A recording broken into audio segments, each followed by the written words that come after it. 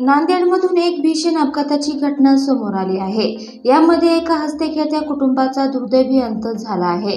यामध्ये उभ्या ट्रॅक्टरच्या ट्रॉलीवर दुचाकी धडकल्याने हा अपघात झाला। या अपघातामध्ये पती पत्नी आणि 5 वर्षाच्या चिमुकल्याचा मृत्यू झाला आहे। नांदेड बिदर महामार्गावर हा भीषण अपघात झाला आहे।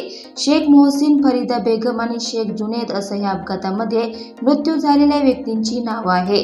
या अपघातात संपूर्ण कुटुंबाचा दुर्दैवी अंत झाल्याने सगळीकडे हळहळ व्यक्त केली जात आहे। नांदेड बिदर महामार्गावर झालेल्या अपघातात पती पत्नी आणि 5 वर्षीय बालकाचा मृत्यू झाला आहे। गुरुवारी सायंकाळच्या सुमारास हा अपघात घडला। नांदेड जिल्ह्यातील मुखेड तालुक्यात बिहारीपूर जवळ हा अपघात घडला।